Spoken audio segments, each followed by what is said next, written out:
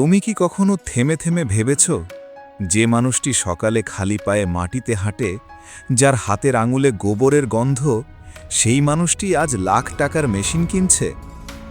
আমরা যে মানুষগুলো মাসের শেষে বেতনের জন্য দিন গুনি, আমরা ভাবি খামারিরা কি পাগল হয়ে গেছে?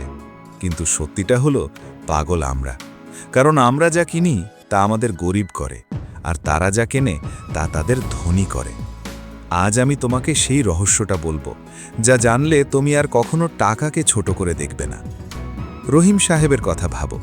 সরকারি চাকরি, বেতন ৭০,০০০ টাকা। গত মাসে কিনলেন ১.৫ লাখ টাকার আইফোন। মাত্র ১ বছর পর সেই ফোনের দাম পড়বে ৫০,০০০ টাকা। তার মানে তিনি হারালেন ১ লাখ টাকা। আমরা শুধু জিনিস কিনি, বিনিয়োগ করি না। অথচ নরসিংদীর করিম মিয়া হাঁসের খামারি, মাসে আয় ৩০,০০০ টাকা। সে লোন নিয়ে কিনল ৩ লাখ টাকার ইনকিউবেটর মেশিন। গ্রামের লোকে হেসেছিল, বলেছিল পাগল।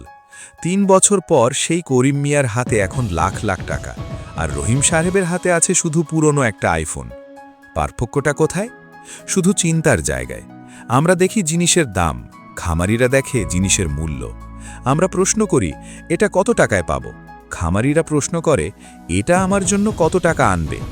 একটা দামি স্মার্টফোন তোমার পকেট থেকে টাকা বের করে নিয়ে যায়, অথবা একটা ব্রুডার মেশিন তোমার জন্য টাকা আনে। খামারিরা জানে যে টাকা কাজ করে না সেই টাকা মৃত টাকা, আর যতক্ষণ না তুমি এটা বুঝতে পারছো ততক্ষণ তুমি যত কঠোর পরিশ্রম করো না কেন, ধনী হওয়ার সুযোগ তোমার হাতছাড়া হয়ে যাচ্ছে। শোনো, একটা সত্যি গল্প বলি। গাজীপুরের ২ বন্ধু, সালাম আর কালাম, দুজনেই একসঙ্গে মুরগির খামার শুরু করলো। প্রথম বছর ২ লাখ টাকা লাভ হলো। সালাম টাকা দিয়ে কিনল বাইক, দামি শার্ট, আর কক্সবাজার ঘুরে এলো। সবাই বলল, বাহ, সালাম এখন সেটেলড। কালাম সেই টাকা দিয়ে কিনল একটা অটোমেটিক ফিডিং মেশিন।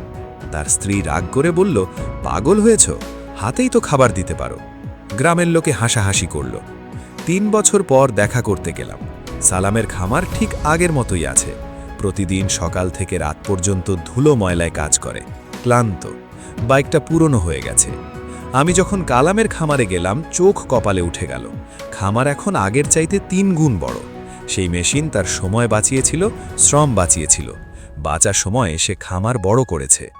কালাম হেসে বলল, সেই ২ লাখ টাকার মেশিন আজ পর্যন্ত তাকে ৮ লাখ টাকা বেশি আয় দিয়েছে। ২ বন্ধু, একই টাকা, একজন ভোগ করল, অন্যজন বিনিয়োগ করল। এই পর্যন্তই গল্পটা? না, এইখানেই শুরু। তুমি কি খামারি না? তাহলে তোমার কি লাভ? লাভ আছে বন্ধু, কারণ খামারি যা বোঝে সেটা হলো লাভজনক বিনিয়োগের মানসিকতা। একজন গরুর খামারি ৫ লাখ টাকার গাভী কিনবে, কিন্তু ৫০০ টাকার রেস্টুরেন্টে খেতে কুকড়ে যায়। কেন? কারণ গাভীটা দুধ দেয়, বাচ্চা দেয়, এটা তার সম্পদ। আর আমরা ১০,০০০ টাকার শার্ট কিনি, কিন্তু ১০,০০০ টাকার একটা স্কিল শেখার কোর্স করতে কপালে ভাঁজ পড়ে। একটা পোল্ট্রি খামারি শীতের রাতে হিটার চালাতে টাকা খরচ করে, কারণ তাতে মুরগি বাঁচে। আমরা এসি চালাতে টাকা খরচ করি, কারণ তাতে গরম কম লাগে। খামারি তার টাকা ফেরত পায়, আমরা শুধু খরচ করি। তুমি যদি আজ সত্যিই জীবন বদলাতে চাও, তাহলে নিজেকে জিজ্ঞাসা করো, আমার কেনা প্রতিটা জিনিস কি আমার ভবিষ্যৎকে সোনার মতো করছে, নাকি শুধু আমার বর্তমানকে সাজিয়ে দিচ্ছে? আমি জানি তোমার ভিতরে কত কষ্ট আছে। মাসের শুরুতে টাকা আসে, শেষে কিছুই থাকে না। মা বউকে বলতে পারো না, নিয়ে নাও ওই জামাটা। বাচ্চাকে ভালো স্কুলে দেওয়ার জন্য রাত জেগে চিন্তা করো। সমস্যাটা এই যে আমরা খরচ করতে গিয়ে ভাবি স্বল্পমেয়াদী আনন্দের কথা, আর খামারিরা ভাবে দীর্ঘমেয়াদী নিরাপত্তার কথা। যে মানুষটা মাঠে কাজ করে, রোদে পুড়ে মরে, সেই মানুষটা তার ভবিষ্যৎ নিয়ে এত ভাবে। আর আমরা যারা এসিতে বসে চাকরি করি, আমরা ভাবি শুধু পরের কিস্তির কথা, পরের ভোগের কথা। বাস্তব কঠিন, কিন্তু সত্যি। তুমি আজ যেভাবে টাকা খরচ করছো, আগামী ৫ বছর পর তুমি ঠিক সেভাবেই জীবন কাটাবে। আর খামারিরা আজ যেভাবে বিনিয়োগ করে, আগামী ৫ বছর পর তার জীবন বদলে যায়। এখন শোনো, তুমি কি করতে পারো? প্রথম, শিক্ষাকে বিনিয়োগ মনে করো। তোমার একটা ভালো ল্যাপটপ, একটা প্রফেশনাল কোর্স, একটা ভালো বই, এগুলো খরচ না, এগুলো তোমার পেশার অটোমেটিক ফিডিং মেশিন। দ্বিতীয়, নিজেকে সবার আগে মূল্য দেওয়া শেখো। খামারি যেমন প্রথমে ফিড কেনে, তুমি প্রথমে নিজের স্কিল শেখার পেছনে টাকা বসাও। 10,000 টাকা বাঁচিয়ে শার্ট না কিনে ইউটিউব এডিটিং বা ফ্রিল্যান্সিং শিখে ফেলো। 6 মাস পরে সেই স্কিল তোমাকে 15,000 টাকা মাসে অতিরিক্ত আয় দেবে। শার্টটা কি করবে? পুরনো হবে, ছিঁড়ে যাবে। তৃতীয়, হিসাব করো। তুমি যদি 50,000 টাকার ফোন কেনো, সেটা তোমার জন্য 1 টাকাও আনবে না, উল্টো সময় নষ্ট করবে। অথবা তুমি যদি সেই 50,000 টাকা দিয়ে ইউটিউব চ্যানেলের জন্য ভিডিও এডিটিংয়ের ক্লাস নাও, সেটা তোমার জন্য আয়ের দ্বার খুলে দিতে পারে। মনে রেখো, খামারিরা জিনিস কেনে প্রোডাকশনের জন্য, তুমি শিখে নাও প্রোডাকশনের জন্য কিছু করতে।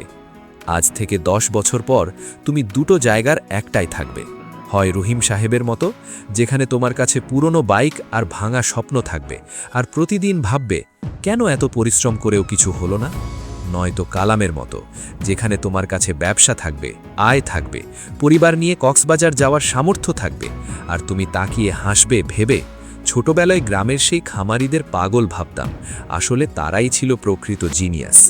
খামারিরা জানে দামি জিনিস মানেই অপচয় না, সেটা যদি বিনিয়োগ হয়। আর তুমি কি জানো? তোমার সন্তানের ভবিষ্যৎ, তোমার বৃদ্ধ বাবা মায়ের চিকিৎসা, তোমার নিজের স্বপ্নগুলো, এগুলো শুধু টাকায় কেনা যায় না, এগুলো কেনা যায় সঠিক বিনিয়োগে। আজ যদি এই মেসেজটা শুনে তোমার ভিতরে একটা ঝাঁকুনি লেগে থাকে, তাহলে আজই শপথ করো, আজই তোমার আয়ের 10 ভাগ বেছে ফেলো, যেটা তুমি নিজের স্কিল, নিজের স্বাস্থ্য, নিজের ব্যবসার উন্নতিতে লাগাবে। আর এই মেসেজটা শুধু শোনার জন্য না, শেয়ার করার জন্য। তোমার সেই বন্ধুটাকে বলো যে মাসের শেষে বলে টাকা থাকে না, তোমার সেই ভাইকে বলো যে ভাবে খামারিরা নিরক্ষর, কিন্তু আসলে তারাই প্রকৃত অর্থনীতিবিদ। জীবনে জিততে চাইলে খামারিদের মতো চিন্তা করো। আসসালামু আলাইকুম।